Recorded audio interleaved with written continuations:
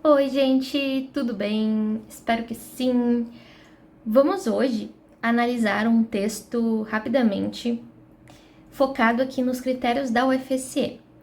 Eu tenho aqui uma proposta que pede um artigo de opinião a respeito do tema geral violência, tá? Violência na escola. Só que, para escrever um artigo de opinião, para escrever uma carta aberta, enfim, a gente precisa responder especificamente a pergunta que a proposta está fazendo. Essa pergunta pode ser direta ou indireta. Nesse caso aqui, nós temos uma pergunta direta, ou seja, temos ponto de interrogação. E o que a proposta nos pergunta é o seguinte: como combater a violência escolar? Antes de mais nada, antes de escrever qualquer rascunho, antes de fazer qualquer planejamento, eu preciso responder para mim mesma qual é a resposta exata dessa pergunta. Como de fato combater a violência escolar? É por meio da própria escola, é por meio da família, é por meio do conjunto entre essas duas instâncias? Respondendo isso, eu vou fazer um planejamento, ou seja, eu vou planejar como eu vou defender esse meu ponto de vista. Quais são os meus argumentos? Quais são os meus porquês? Por que eu penso que combater a violência escolar deve ser feito de tal maneira? Então, a primeira coisa que tu precisa saber para te gabaritar os critérios aqui da UFSM é que a resposta a essa pergunta precisa aparecer explicitamente na tua introdução e ainda aparecer ao longo dos teus argumentos e ao longo da tua conclusão, ou seja, todo o texto precisa ser permeado por essa resposta, certo? Então, vamos ao texto. Fiz aqui um texto em que deixei colorido aqui, deixei em cores, né, todos os aspectos muito importantes para esse artigo. Sem eles não tem como gabaritar os critérios. E o primeiro deles, que se destaca, gente, é esse critério aqui que eu deixei em roxo.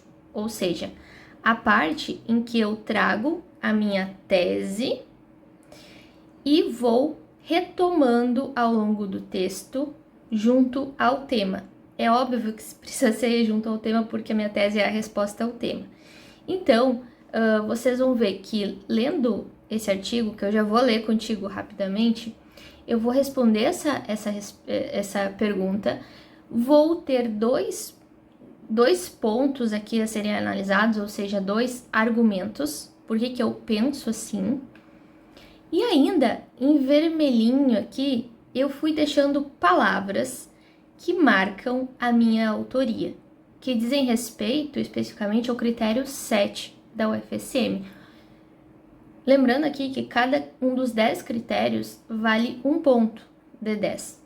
Então, esse critério 7 diz respeito especificamente às palavras que marcam o meu ponto de vista, ou seja, palavras de julgamento, palavras de necessidade, palavras que expressam coisas que vêm do meu julgamento ou das minhas emoções, beleza?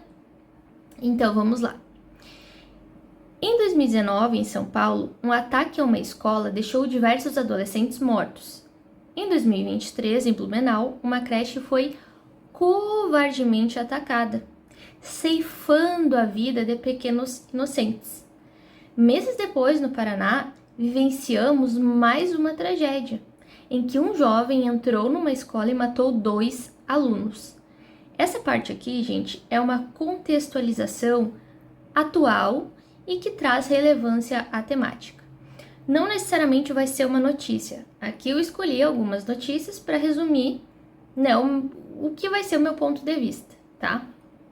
Mas a contextualização não necessariamente é um repertório específico, não necessariamente é um filósofo, é aquilo que tu tem de conhecimento e que, mais ainda, te motivou a escrever esse artigo de opinião. Tu precisa partir de uma hipótese, né? Porque aqui é um faz de conta, né? Nós estamos numa situação de prova, mas faz de conta que nós estamos escrevendo um artigo de opinião para um jornal, e esse artigo de opinião surgiu de um desejo meu de escrever sobre um assunto que me incomodou nesses últimos tempos, ou nesse dia, nessa semana.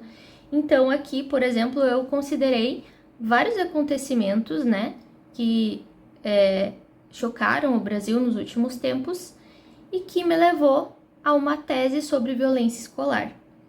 Claro que a gente vai fingir essa situação porque a gente não sabe o tema, né? O tema vai ser dado pela prova.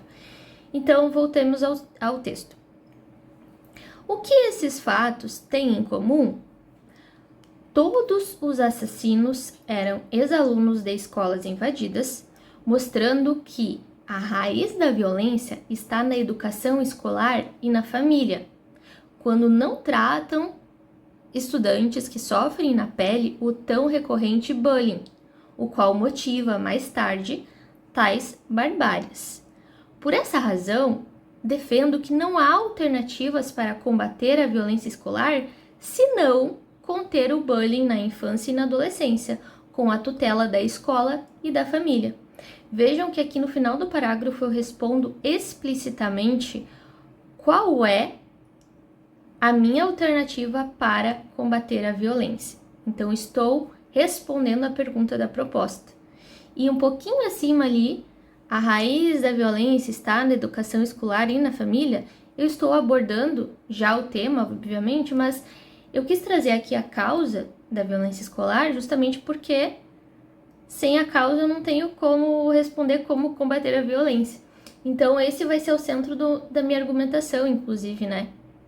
Vou aqui culpabilizar tanto a educação escolar quanto a família, para aí sim, né, reafirmar a minha tese de que não há como combater a violência, senão, primeiro, combater o bullying na infância e na adolescência com a tutela da escola e da família, beleza? Então vamos para o argumento 1. O que é o argumento 1 e o argumento 2? Nada mais é do que a defesa desse meu ponto de vista. Eu vou te justificar e mais, eu vou trazer vozes externas que sustentam a minha argumentação. O que são vozes externas, gente? É o repertório, é o teu repertório de vida, mas que muito mais do que repertório são os elementos externos que não fazem parte do teu discurso, mas que são escolhidos aqui por ti para sustentar mesmo, para dar base, para deixar sólido o teu argumento. Nenhum argumento aqui sem voz externa vai funcionar na UFSM. Por quê? Porque é a base do artigo de opinião. Comprovar teses, comprovar argumentos é a base de um artigo. E especificamente porque os critérios da UFSM pedem isso, principalmente o critério 2 e o critério 5. Então vamos lá.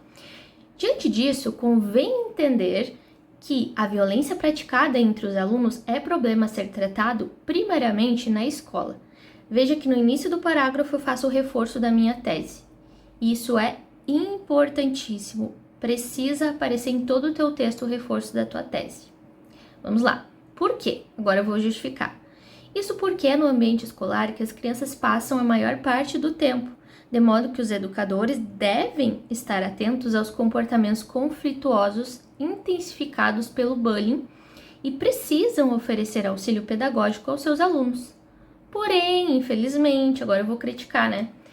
Faltam profissionais preparados para assistir verdadeiramente os estudantes, mostrando que, embora já tenhamos, desde 2019, uma lei que determina nos sistemas educacionais a implementação de equipes formadas por psicólogos e assistentes sociais, ainda prevalece a precariedade na educação brasileira. Assim, diante desse lamentável descaso, entristece-me, a primeira pessoa, tá?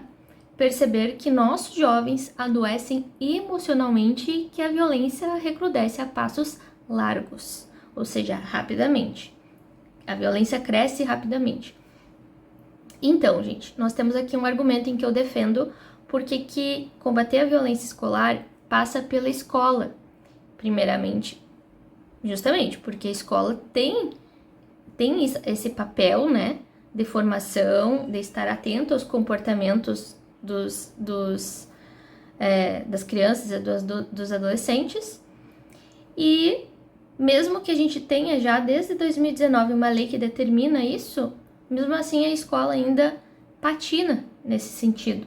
Então nós temos aqui uma voz externa, nós temos a estratégia da contra-argumentação, né? Iniciando ali por embora. Embora já exista, eu vejo que é tal coisa, né? Contra-argumentação sempre iniciando ali por uma conjunção concessiva. Se tu não lembra o que é concessiva, busca. Até porque a oração concessiva ou a estratégia de contra-argumentação é obrigatória na carta e bastante estratégica no artigo, tá?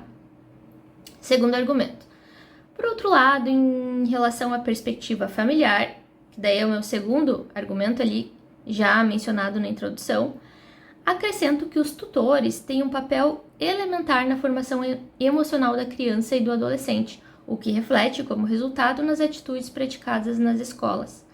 Então, eu estou retomando a minha tese de que o combate à violência escolar passa pela família também. Por quê? Tal fato pode ser compreendido a partir da perspectiva do exímio psicanalista Sigmund Freud, segundo o qual é inegável a relevância das primeiras impressões na infância para a compreensão dos distúrbios de comportamento mais tarde. Eu trago aqui uma voz externa agora, né, do psicanalista Freud, para reforçar a minha ideia de que a presença familiar é essencial, é elementar no combate à violência. Com isso, precisamos entender que a formação infantil contemporânea tem como característica marcante a falta de tempo dos pais destinado à afetividade, o que foi certeiramente observado pelo sociólogo Bauman, confirmando a ausência desses responsáveis na construção de crianças emocionalmente sadias. Eu trouxe uma outra voz externa aqui para confirmar a falta de tempo dos pais, a falta de tempo e de presença afetiva. Não é obrigatório trazer duas vozes externas, isso é bastante pessoal, tá? Mas aqui eu tô trazendo justamente porque eu quero confirmar a minha ideia da falta de afetividade. Então são dois momentos bem pontuais aqui. Um, eu confirmo a importância dos pais, e outra voz externa eu uso para confirmar a falta de presença desses pais. Em virtude dessa situação, não tenho dúvidas da responsabilidade da família e no aumento dos transtornos emocionais na juventude e, consequentemente, da violência escolar desencadeada pelo bullying. Até não coloquei aqui em roxinho, esqueci, mas esse violência escolar desencadeada pelo bullying faz parte lá da minha tese da introdução. Combater a violência escolar é preciso por meio do combate ao bullying, primeiramente. Inclusive, eu comecei meu texto com toda aquela contextualização sobre casos de violência decorrentes do bullying anterior, certo? Continuando. Agora a conclusão, gente, traz aqui o quê? Duas coisas obrigatórias. Retomada da tese dos argumentos e uma proposta, uma alternativa ao que eu discuti. Não é uma proposta de intervenção igual ao Enem, muito menos pensando naqueles elementos do Enem, tá? Mas é uma alternativa sucinta, direta a respeito do que foi discutido. Então vamos lá. Portanto, é com profundo incômodo que me pergunto: onde estão os pais e a escola enquanto nossos menores se encontram tão adoecidos pelo bullying que são capazes de cometer atrocidades como as que temos presenciado nos últimos tempos? O preço da ausência é alto. Gostei muito dessa frase. O preço da ausência é alto. A ausência de quem? Dos pais e da família. Onde é que eles estão? E isso deu título ao meu texto. Já vou comentar sobre o título. A falta de experiência não permite aos jovens enfrentarem tantas pressões sociais, sendo fundamental, aqui vem a minha alternativa, pleno amparo na infância e na adolescência, consideradas as fases mais complexas da vida em termos de desenvolvimento afetivo. Ação urgente que envolve toda a comunidade escolar, inclusive a família. Tá aqui, reforço dessa ação, né? Afinal, somente formando pessoas saudáveis poderemos esperar a segurança nas escolas. Uma frase de efeito final aqui, né, para encerrar o texto. Vamos ao título. O preço da ausência. Aqui após terminar de ler o texto, eu consigo entender esse título. O preço da ausência é alto. A ausência de quem? Da escola e da família. O que o título é, gente? É um resumo do meu posicionamento, tá? Não adianta colocar aqui só o tema, tipo a violência nas escolas. Isso não pode ser o título do teu texto. O título precisa ser um resumo do teu posicionamento. As palavras precisam estar ali no texto de alguma forma, não necessariamente só na conclusão. Pode estar no início, pode estar no meio, podem estar no final. Isso é muito pessoal também, é coisa de linguagem, mas precisa ser um gancho para o que tu vai defender, certo? Bons artigos da opinião trazem como título um título mais ou menos curto. Quanto mais curto, mais impactante. É um título que resume bem o teu posicionamento e que não deixe brechas. Ou seja, um título que, ao ler o teu texto, eu consiga voltar nesse título e entendê-lo, certo? Então, basicamente, aqui nós temos toda a estrutura, né, um resumo da estrutura do artigo de opinião. O título é relacionado ao posicionamento. Na introdução eu tenho contextualização relacionada à polêmica do tema, essa atualidade. Eu tenho as palavras-chave do tema, mais o meu posicionamento, ou seja, a minha resposta à pergunta. Ele é explícito, é marcado pelo uso da primeira pessoa, do singular, eu. Às vezes eu posso usar o nós, o nosso, enfim, como vocês viram, né? Conforme é necessário. E eu tenho uma antecipação argumentativa ainda na introdução. Eu falo ali da escola e da família, que é o que eu vou defender ao longo do desenvolvimento. No desenvolvimento eu tenho argumentos que justificam o meu posicionamento, ou seja, expliquem o porquê desse meu posicionamento.